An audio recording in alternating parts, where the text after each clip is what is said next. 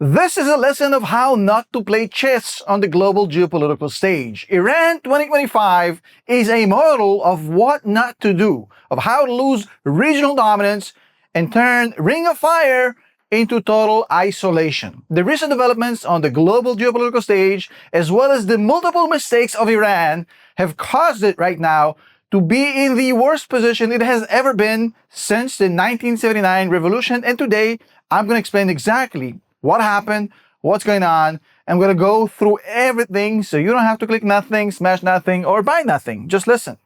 So in today's video, we're talking about what just happened, right? So right now, we're looking at Iran as kind of a shadow of itself. But you have to understand that the kind of mantra of Iran since 1979 was exporting the Shia revolution to the rest of the Arab world, to the rest of the Muslim world, and potentially to the rest of the secular world, maybe even different religions, essentially infiltrate and export. The idea was, since 1979, to export the revolution. Now, right now, what we're looking at is basically the model that Iran has built literally falling apart. In the beginning, it looked good, like a cheap knockoff, but once you start to wear these shoes, within a matter of a few days, they look like trash. And this is exactly what happened with the Iranian strategy. Now, Iran had this idea of looking for distressed assets. If you remember the film Pretty Woman, the guy in that film, he was buying bad companies, failing companies. So Iran was in the market for failing regimes.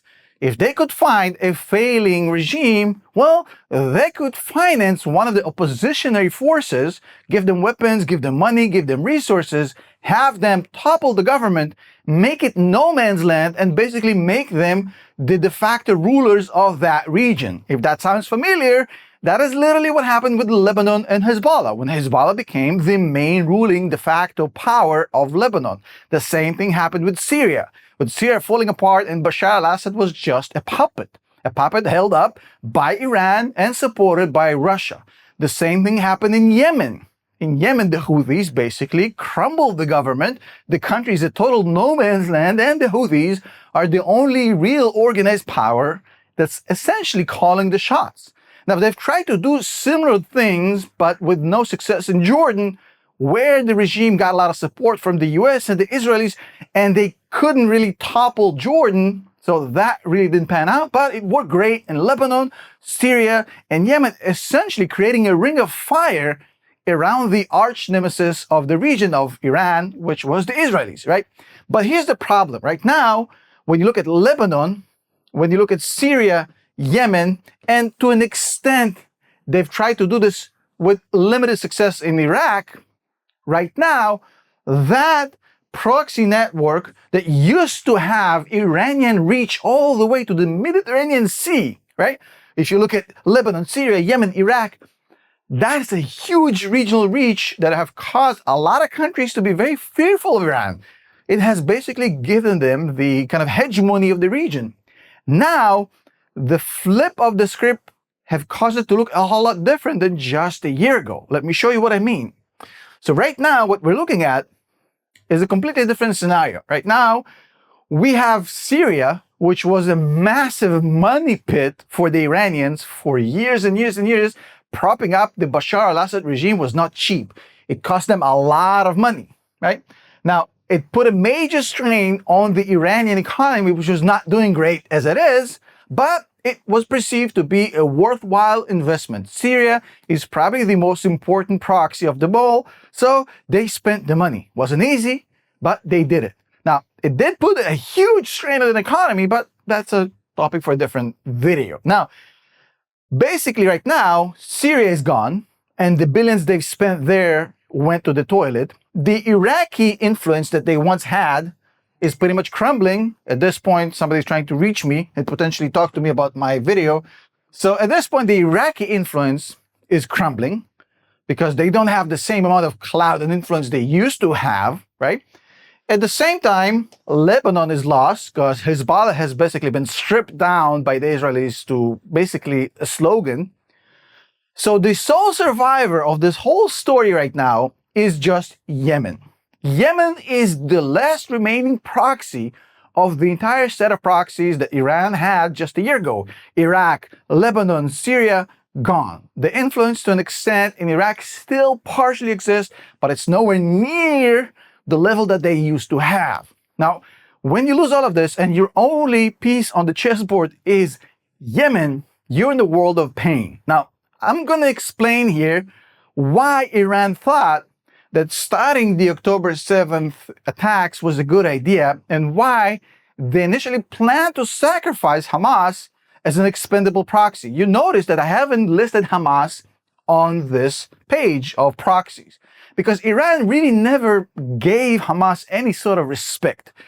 They are the disposable assets that Iran tried to use to get to a bigger goal. If you're looking at a chessboard, the idea was prop up Hamas, give them weapons, give them everything they need, and cause a rift between the Israelis and the Saudis, stop the normalization, stop the Abraham Accords, using an atrocious attack on the Israelis, which will bring a counterattack, which will essentially make Israel a very isolated country in the Arab world, and that would not allow the Saudis, even though they really want to actually sign that deal. So the idea was, you take out a piece, basically a little pawn, which is Hamas, you lose it, whatever, but we get to keep all of our real proxies, which is Shia Lebanon, Hezbollah, which is Syria, which is Yemen, and Iraq, and we sacrifice the Hamas, who cares, but we stop the normalization.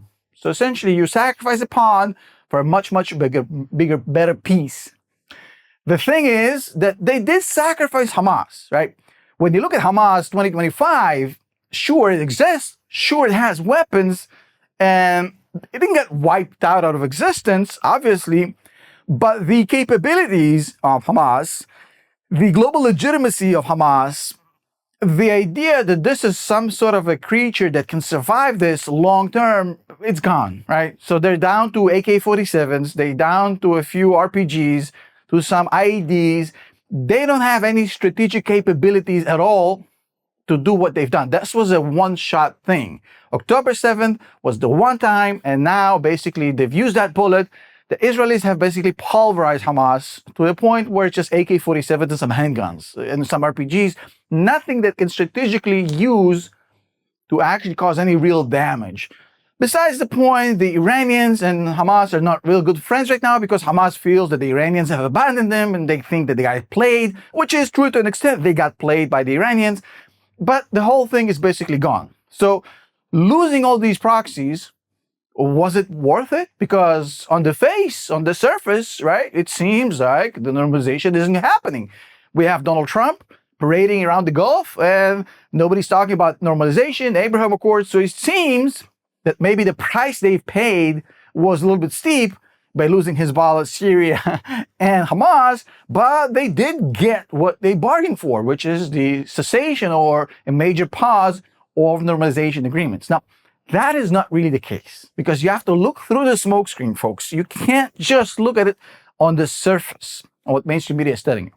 Now, I'm going to explain this. Look, right now, the ring of fire around the Israelis, that's gone. We've established that over the past few minutes, right?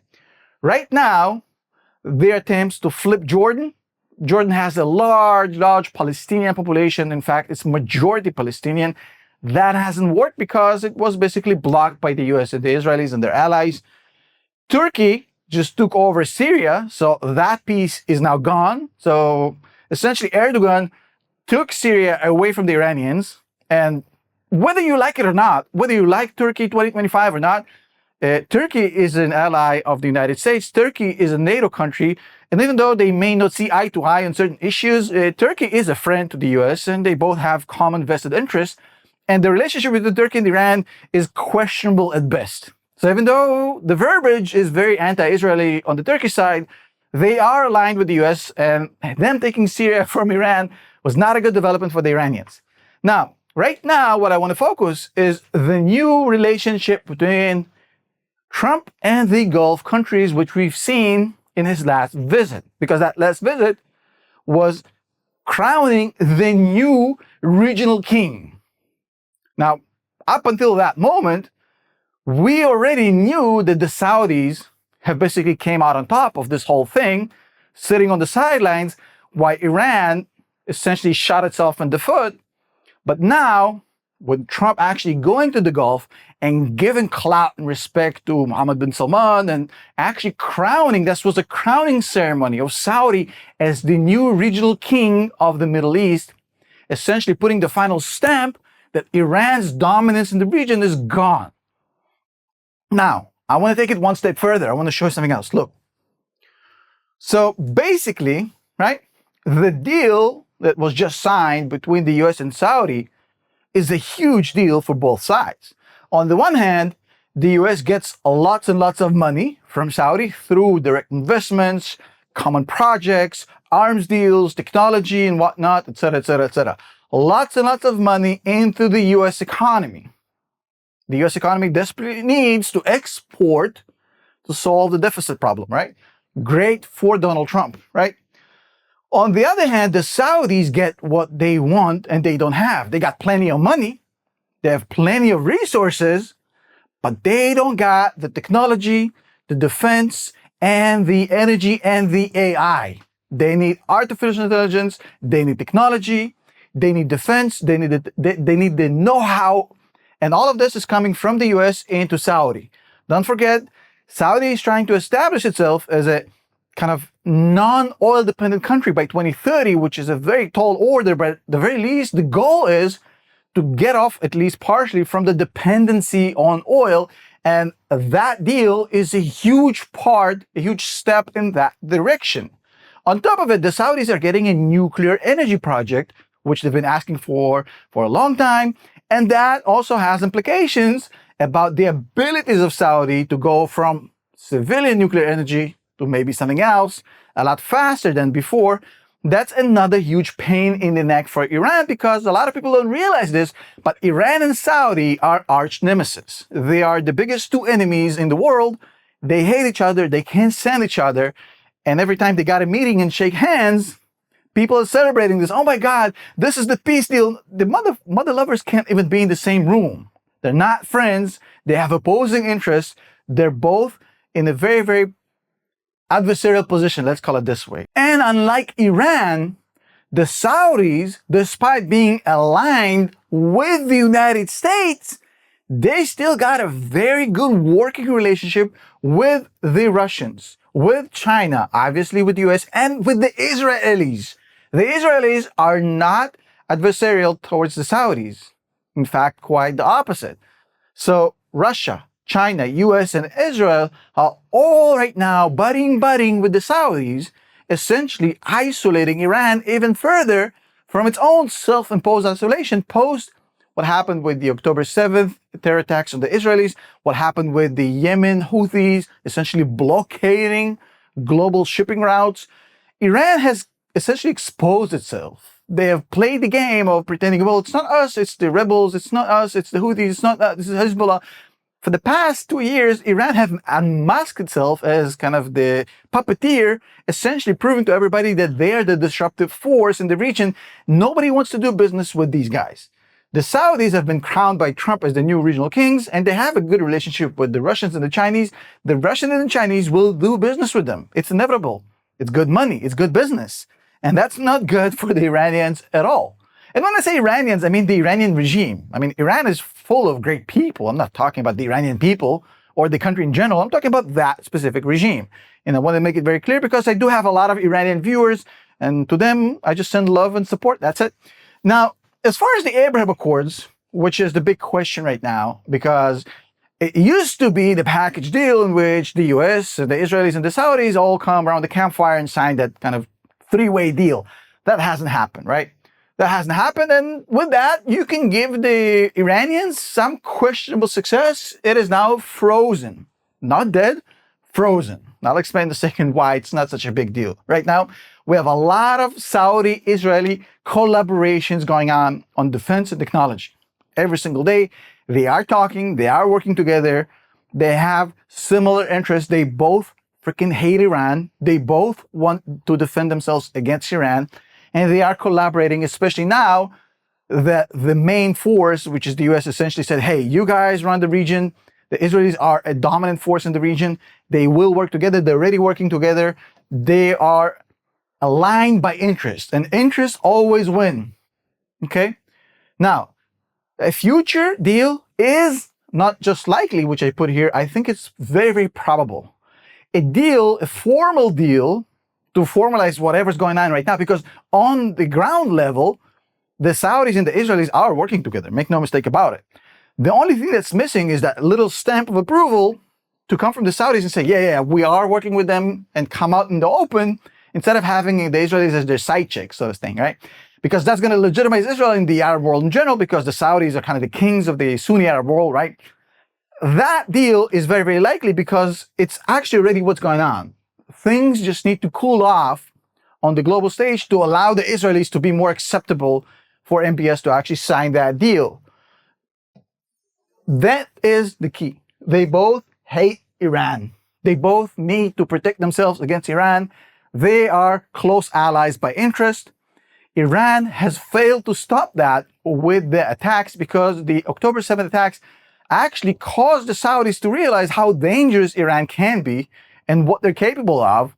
So on a kind of weird, unintended consequence scenario, Iran proved to the Saudis how important it is to build a good relationship with the Israelis to protect themselves against any sort of Iranian issues that might come up with the Saudis. Now, let's move on one step further. Right now, Syria is a very interesting topic, right? Right now, Syrians are talking about joining the Abraham Accords. We've got the leader shaking hands with Trump lifting sanctions, and openly talking about a deal between the Israelis and the Syrians to join the Abraham Accords, right? Essentially, taking out the sanctions was the first step. The second step is going to be a deal that's going to be made. But make no mistake about it, right? Basically, what's going on here is that Turkey and the US become the de facto rulers of Syria. The Syrian regime that was kicked out left a vacuum. No vacuum on the geopolitical global stage is left empty. The US and Turkey will step into this. So Turkey is going to deploy, they're going to build bases, they're going to create presence in Syria. The US is going to manage this from a distance using the Israelis and their own assets on the ground. But basically, Syria becomes a Turkish/US hub with Israeli support on the ground. They're going to remotely manage this whole region through this new Syrian thing that's going to become a lot friendlier to the Israelis, essentially eliminating any sort of possibility of future destabilization by Iran, like they've done before, to enter back into Syria. So by cleaning up Syria, Turkey and the US is taking over. So Syria is gone for Iran for the foreseeable future. That's a major, major loss. Now, let's talk about the biggest winners and losers of this whole thing. The biggest W here for me, and I think it's quite obvious, is that the biggest W here goes to the Saudis. The Saudis have essentially reclaimed the crown that they so much wanted, to say, hey, we are the new kings of the region. We have the US's ear. We have a relationship with the Israelis. We have good standing relationship with everybody. We don't have any beef.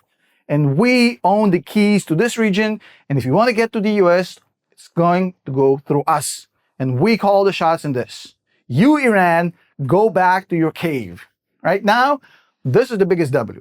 Now, the US also scored major Ws, maybe not the biggest, but major Ws, amazingly, economical, but also geopolitical. Now they've got Syria together with Turkey. They've got a lot of money coming into the economy through exports. And they've actually moved the Saudis a little bit closer. They nudged them closer towards the Israelis to potentially finally get that deal signed, which is, at this point, almost seems inevitable. Now, a small W here goes to the Israelis in Syria, because the Israelis have now essentially established presence on the ground in Syria, and they're about to sign a deal, essentially eliminating any hostilities between the countries. Same goes for Turkey. Turkey gets to claim big parts of Syria, which was their longtime dream. Again, Turkey has some, Israel has some, everybody's feasting except the biggest loser, which is Iran. Iran is getting nothing in this deal. They've lost proxies, they've lost standing, they've lost any sort of hope to reclaim their regional status. The US is a completely different administration, one that understands the importance of Saudi in this whole thing is a key, not Biden calling MBS a pariah, all sorts of nonsense. this is the new reality in which Iran is the biggest loser. If you enjoyed this video, make sure to click the button where you subscribe and actually become a YouTube subscriber. And if you want more kind of in-depth article, we post them on my Patreon page, patreon.com/TomNashReport. Also a great way to support this channel because, these topics are mainly not monetized on YouTube, but, whatever. It's all good. I'll see you next one. Peace.